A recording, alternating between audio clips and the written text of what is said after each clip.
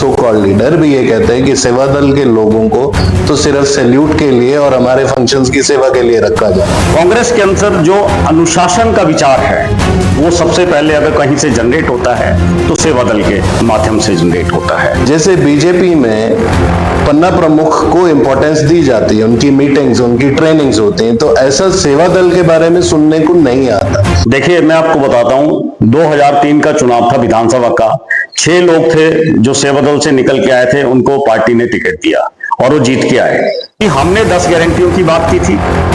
हमने सबसे पहली गारंटी ओपीएस करी, ओपीएस लागू करी, आपके सामने है, लोगों के सामने है। उसके बाद पहला राज्य हमारा ऐसा बना जिसके अंदर हमने समर्थन मूल्य जो है दूध का दिया। नमस्कार, मैं ध्रुव गर्ग, आप देख रहे हैं आपका फैसला टीवी। आज हम बातचीत करेंगे संदीप सांख्यान जी से, जो मेरे बहुत प्रिय हैं, जिन्होंने अपना राजनीतिक सफर एक स्टूडेंट लीडर्स की तरह शुरू किया और अलग अलग पोजीशंस पे अपनी ऑर्गेनाइजेशन जो कि कांग्रेस है उसको लीड करते रहे। आप बीकॉम, एलएलबी, एमबीए जैसी क्वालिफिकेशंस कर चुके हैं और बहुत डीप एक्सपीरियंस के साथ राजनीति में भी जुड़े हैं अपने यूथ के टाइम से, अपने कॉलेज टाइम से। अलग अलग पोजीशन सेवा दल के ये कार्यकारी जनरल सेक्रेटरी रहे, हिमाचल में हमीरपुर लोकसभा संसदीय क्षेत्र के ये स्पोक्समैन रहे एंड कोऑर्डिनेटर रहे, और अभी वर्तमान में ये हिमाचल प्रदेश कांग्रेस के स्पोक्समैन हैं। तो आइए करते हैं इनसे कुछ अलग सा एक इंटरव्यू, जिसमें कुछ राजनीति, कुछ हल्के पल, कुछ बचपन की बातें, कुछ निजी जीवन, इस सब की हम बात करेंगे। आपका बहुत बहुत स्वागत है संदीप जी।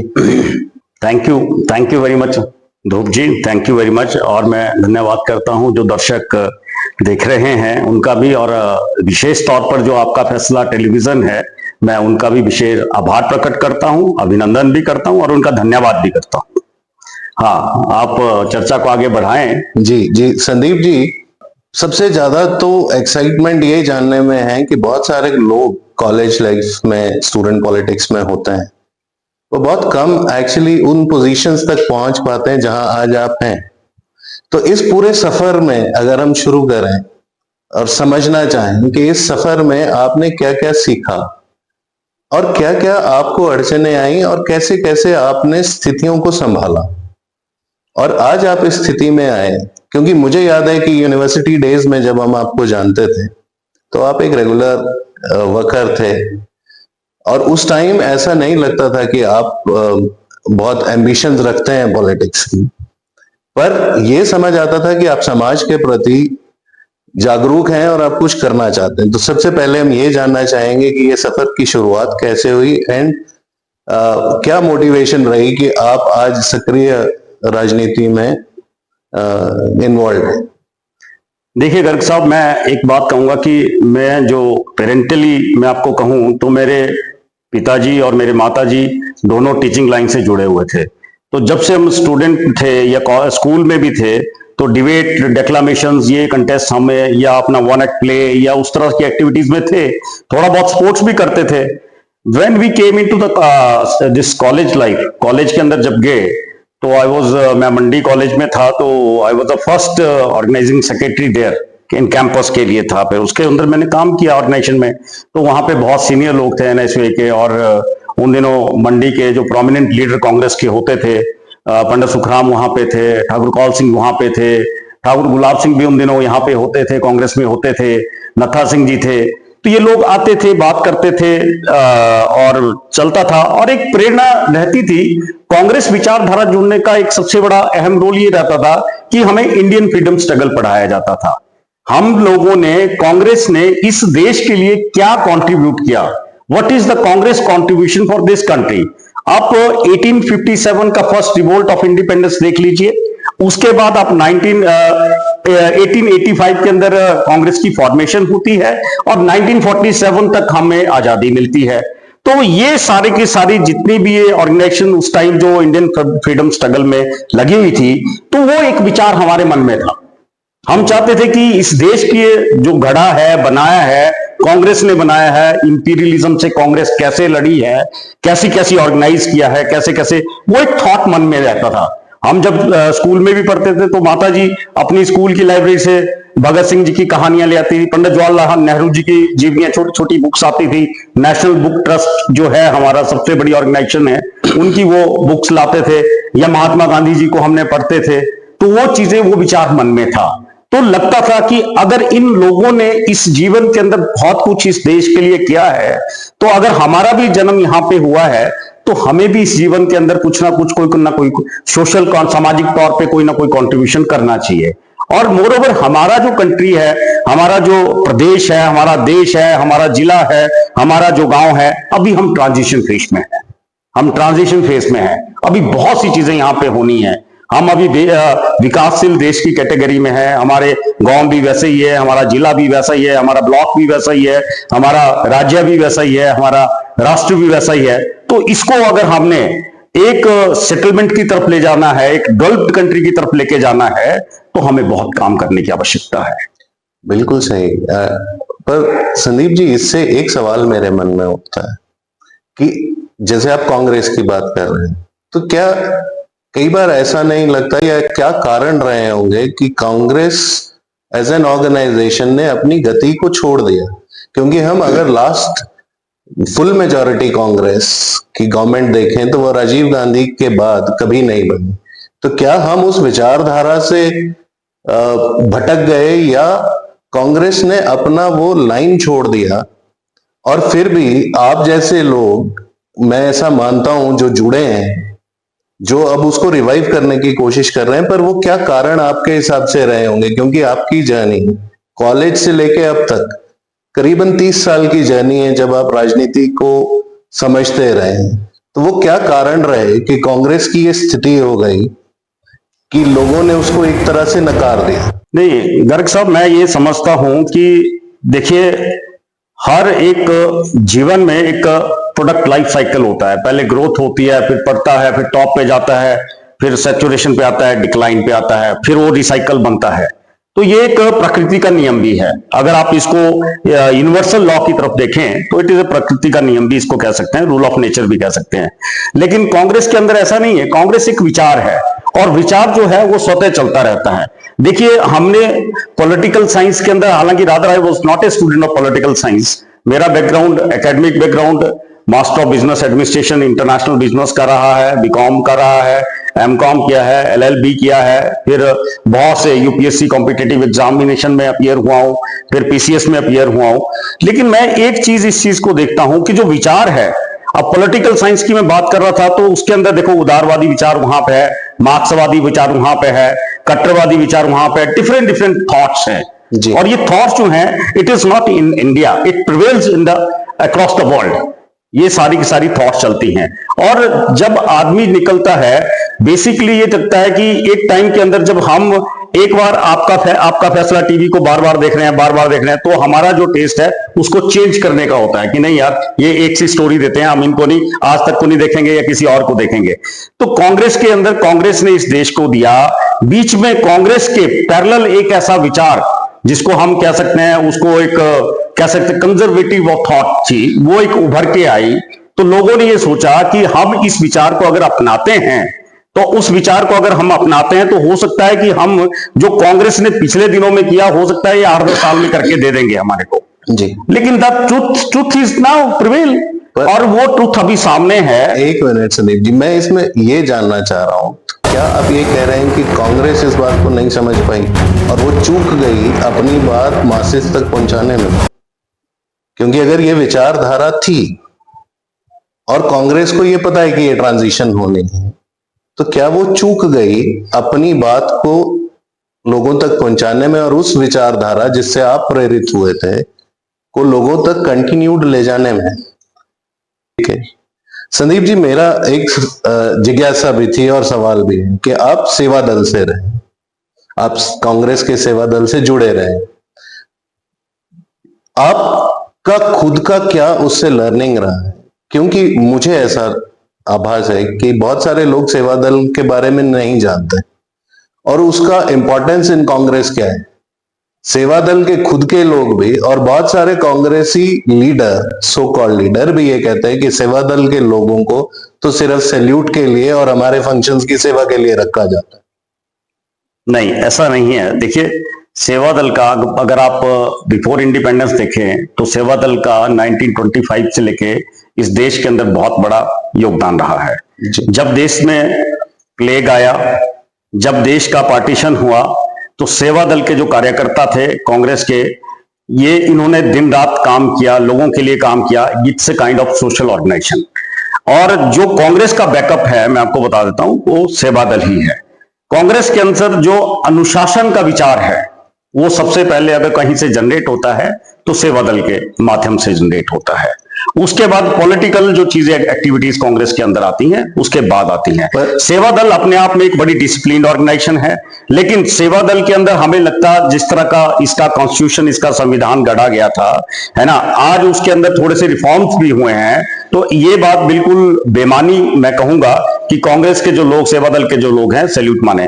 कांग्रेस के जितने भी लोग हैं, आज कांग्रेस का जब भी कोई भी कार्यक्रम होता है, सबसे पहले उसकी इनॉग्रेशन जो है हमारे अगर दिल्ली के अंदर होती है, या हमारे जो केंद्रीय हमारा जो कार्यालय है वो अकबर रोड पे वहां पे होती है, या हमारे जहां पे दर्शन पथ पे होती है, तो जो भी सेरेमनी हमारी होती है दैट विल स्टार्ट फ्रॉम सेवा दल ओनली। अगर हमारे राष्ट्रीय अध्यक्ष जाएंगे तो पहले सेवा दल के लोग। पर सेवा दल के कार्यकर्ता या सेवा दल से जुड़े लोगों को आप आम राजनीतिक क्षेत्र में ज्यादा काम करते नहीं देखते, जहां पे सेल्फ प्रोक्लेम या जो लीडर, जिनको हम छुटभैया लीडर बोलते हैं, जो अपने आप को लीडर मानते हैं, वो ज्यादा सक्रिय होते हैं।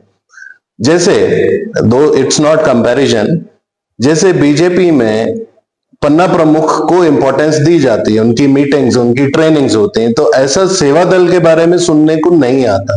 तो उस वजह, क्या ये कारण तो नहीं है कि उनको लगता है कि उनका कोई इंपॉर्टेंस नहीं है? देखिए, मैं आपको बताता हूं, 2003 का चुनाव था विधानसभा का। 6 लोग थे जो सेवा दल से निकल के आए थे, उनको पार्टी ने टिकट दिया और वो जीत के आए। उनमें से मैं आपको कहता हूं कि आज हम बिलासपुर सदर विधानसभा क्षेत्र में बैठे हैं, तो यहाँ के जो पूर्व में विधायक रहे हैं तिलकराज शर्मा जी, वो कांग्रेस सेवा दल से निकल के आए। आज भारतीय जनता पार्टी के राष्ट्रीय अध्यक्ष माननीय जगत प्रकाश नड्डा जी बने हैं, उनको 2003 के चुनाव में उन्होंने हराया। मैं आपको बता रहा हूं, तो सेवा दल की एक अपनी इंपॉर्टेंस है, और ये जो भ्रांतियां सेवा दल के बारे में फैलाई जाती हैं, ये मेरे हिसाब से गलत हैं। और मैं बताऊं, सेवा दल के अंदर तो अब चंद्रशेखर जी हैं, आपके धर्मपुर के विधायक, वो सेवा दल से निकल के आए हैं। और बहुत से ऐसे विधायक हैं जो हमारे सेवा दल, उनको बड़ी इंपॉर्टेंस मिली है, यहां नहीं, राष्ट्रीय स्तर पे भी बड़ी इंपॉर्टेंस मिली है। मैं आपको एक चीज बता रहा हूं, सेवा दल के अंदर मेरा कोई बड़ा अनुभव नहीं रहा है, थोड़ा मैंने काम जरूर किया है सेवा दल के अंदर, लेकिन मैं पार्टी का स्पोक्समैन, जब माननीय मुख्यमंत्री, जो वर्तमान मुख्यमंत्री ठाकुर सुखविंदर सिंह सुक्खू हैं, जो हैं, जब ये पहली बार प्रदेश कांग्रेस के अध्यक्ष बने थे, तो इन्होंने मेरे ख्याल में सबसे पहली अपॉइंटमेंट जो थी वो 3 प्रवक्ता बनाए थे। एक आपके ऊना से थे डॉक्टर डोगरा करके, एक विकास कपूर जी थे, और तीसरा मैं था। तो जो फर्स्ट अपॉइंटमेंट जब ये पीसीसी के प्रेसिडेंट बने थे, तो जिला में सबसे पहले इन्होंने मेरे को अपॉइंट किया था। तो मैं उसके बाद पार्टी का जनरल सेक्रेटरी भी, बताओ, जनरल सेक्रेटरी भी जिला में काम किया है। उसके बाद हमीरपुर पार्लियामेंट्री कंस्टिट्यूंसी का कोऑर्डिनेटर भी रहा। पूर्व में रामलाल ठाकुर जी को टिकट मिला था, बड़े अनुभवी लीडर है, उनके साथ बड़ा काम किया, बड़ा अच्छा एक्सपीरियंस रहा। बजाय हम इस चुनाव को हार गए, ये अलग बात थी, लेकिन वहां पे एक बड़ा अच्छा अनुभव वहां पे रहा है, और पार्टी की आइडियोलॉजी को कैसे बढ़ाया है। और एक चीज और मैं बताता हूं, जब भी हमारा चुनाव होता है, जब भी हम पार्लियामेंट्री पॉलिटिक्स में जाते हैं या विधानसभा असेंबली इलेक्शन में जाते हैं, तो सेवा दल के लोगों को हमें हमेशा साथ करने हैं। मैं आज भी बताता हूं, बिलासपुर के अंदर हमारी जो सेवा दल ऑर्गेनाइजेशन है वो बहुत मजबूत है, बड़ी स्ट्रांग है। तो ऐसा नहीं, संदीप जी, शायद बिलासपुर में ये बहुत स्ट्रांग होगी, पर अगर हम इसको ग्राउंड रियलिटीज पे बात करें, आप ही की बात से मैं आ रहा हूं, पार्लियामेंट्री कॉन्स्टिट्यूएंसी में एक जो स्थिति देखने को मिली हमीरपुर पार्लियामेंट्री कॉन्स्टिट्यूएंसी में, जिसके आप स्पोक्समैन भी थे और शायद कोऑर्डिनेशन कमेटी में भी थे, कि 17 में से 10 सीट कांग्रेस लेती विधायक की, पर वो पार्लियामेंट्री कॉन्स्टिट्यूएंसी में जैसे ही चेंज होता है, तो हमारे जो एमपी का टिकट लिए रायजादा जी, वो करीबन 1.5 लाख वोट से हार जाते हैं। अब वो जो आप रिजल्ट है, उसके कारण क्या समझते हैं? तो क्या उस टाइम सेवा दल काम नहीं कर रहा, या कुछ और कारण रहे होंगे जिसकी वजह से हम कांग्रेस 4 में से एक भी सीट यहां नहीं ले पाई। क्या हम ये मान लें कि सेवा दल कुछ एरियाज में स्ट्रांग है और कुछ में नहीं है, या क्या आप इस चीज से सहमत होंगे कि सेवा दल या कैडर को बढ़ाने के लिए कांग्रेस का फोकस नहीं? नहीं, देखिए, दो तीन चीजें हैं। कांग्रेस का जो कैडर है, जो कांग्रेस की मेंबरशिप की प्रणाली है, वो एक अलग प्रक्रिया है। सेवा दल के अंदर वही लोग होते हैं जो बड़े कमिटेड लोग होते हैं, और ऐसा नहीं है, जहां जहां पे भी हमारी रैलियां हुई या डोर टू डोर कैंपेन हुआ, इस बार तो मैं आपको ये बता देता हूं कि मैन टू मैन कैंपेन किया कांग्रेस ने, और उसमें हमारे जो सेवा दल के साथी थे, या जिला कांग्रेस कमेटी के साथी थे, या ब्लॉक कांग्रेस कमेटी के साथी थे, सब डोर टू डोर कैंपेन के अलावा मैन टू मैन कैंपेन में गए हैं। ये डिफरेंस है। बाकी ये ठीक है, मैं मानता हूं इस बात से, लेकिन हमारा चारों पार्लियामेंट्री क्षेत्र के अंदर हमारा जो वोट ऑफ परसेंटेज है, अगर आप पिछले चुनाव की तुलना करें, 2019 के लोकसभा चुनाव की तुलना करें, तो हमने काफी ग्रो किया है उसके अंदर। देखिए, जो आदमी सत्ता के अंदर होता है उसके पास हर चीज होती है, उसके पास ऑर्गेनाइजेशन भी होती है, पैसा भी होता है, और उसके पास रणनीति भी ऑटोमेटिकली आ जाती है। तो हम उन ताकतों के साथ लड़ रहे थे, जो ताकतें जो एक ये कहती थी कि अब तो हो सकता है कि लॉन्ग लाइफ प्राइम मिनिस्टर इस देश को मिल जाए, तो उन ताकतों के खिलाफ हम लड़ रहे थे। तो आज उसका, अगर हमने, बेशक हम चार लोकसभा क्षेत्रों में हारे हैं, लेकिन हमारा वोट परसेंटेज बढ़ा है, हमारे लोगों ने काम किया है, तो उसके हिसाब से देखना चाहता हूं। तो जिस तरह से 5वीं बार जीत के माननीय अनुराग ठाकुर जी आए हैं, तो मैं नहीं समझता कि जो 4 लाख से जीत रहे हैं और अब 1.25 लाख से जीते हैं, तो आप देख लीजिए, हमने 2.25 लाख का कवर तो किया है जी। हमने 2.25 लाख का कवर किया है, तो उसमें सेवा दल के साथियों ने भी काम किया है। संदीप जी, अब इससे थोड़ा सा अलग मुद्दे पे बात करते हैं। सुक्खू सरकार ने दूसरा बजट पेश कर दिया, सक्सेसफुली चल रही है। आप इसको, अपनी इस सरकार को कैसे आकलन करते हैं कि जो वादे किए थे उस पे किस लेवल पे पहुंच गई, और आगे के लिए क्या विचार है, और क्या चैलेंजेस आपको और दिखते हैं? देखिए, मैं आपको एक चीज बताता हूं कि जो माननीय मुख्यमंत्री ठाकुर सुखविंदर सिंह सुक्खू जी हैं, मैं इनकी राजनीति को 91 से छात्र राजनीति से उसका अनुसरण कर रहा हूं, ये उसको फॉलो कर रहा हूं। मैं एक चीज बताना चाहता हूं, ये एक बहुत बढ़िया रणनीतिकार हैं और एक बड़े विजनरी लीडर हैं। और एक चीज इनके अंदर खास बात है कि जो पार्टी के अंदर इन्होंने कॉन्टिन्यूसली काम किया है, तो ये वर्कर को नीचे से उठाना जानते हैं। एक चीज इनकी बड़ी खासियत है। और एक खासियत यह भी है कि सुक्खू जी की दाईं बाजू को पता नहीं होता कि बाईं बाजू क्या काम कर रही है, और बाईं को पता नहीं होता कि दाईं बाजू क्या काम कर रही है। लेकिन इनका जो विजन है, लेकिन इनके ब्रेन को पता होता है कि इनका ब्रेन क्या काम कर रहा है और किस आदमी को कैसे आगे लेके जाना है, और किसने पार्टी के अंदर किसका क्या कॉन्ट्रीब्यूशन है। अभी आपने जो बीते चुनावों की बात इसके अंदर की, तो मैं माननीय मुख्यमंत्री जी का विजन इसलिए बता रहा हूं कि हमने 10 गारंटियों की बात की थी। हमने सबसे पहली गारंटी ओपीएस करी, ओपीएस लागू करी, आपके सामने है, लोगों के सामने है। उसके बाद पहला राज्य हमारा ऐसा बना जिसके अंदर हमने समर्थन मूल्य जो है दूध का दिया। अच्छा, दूसरे 680 करोड़ 680 करोड़ रुपीस का जो है स्टार्टअप योजना जो था, हमारा प्रॉमिस था, हमने वो भी पूरा किया।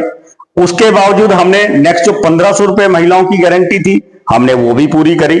अब भारतीय जनता पार्टी के पास या जो हमारे विपक्ष में जो लोग हैं, उनको बोलने का कोई तरीका नहीं है, लेकिन वो बार बार कभी कहते हैं इलेक्शन कमीशन में जाएंगे, बाई इलेक्शन में जाएंगे, कभी उस टाइम से किसी भी तरह से।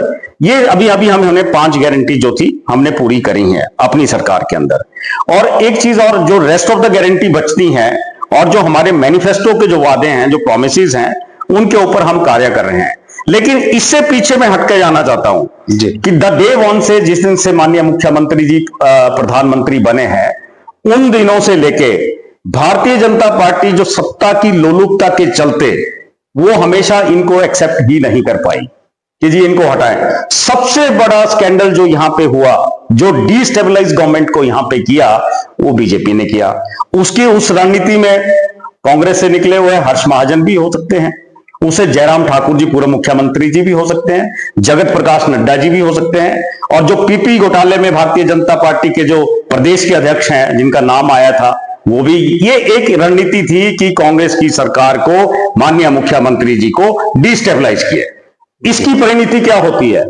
कांग्रेस के जो डिप्टी चीफ मिनिस्टर हैं मुकेश अग्निहोत्री जी, वो एक स्टॉच पिलर की तरह सुखविंदर सिंह सुक्खू के साथ खड़े हो जाते हैं। और माननीय हमारी अध्यक्षा है ना प्रतिभा सिंह जी, वो एक स्टॉच पिलर की तरह खड़े हो जाते हैं।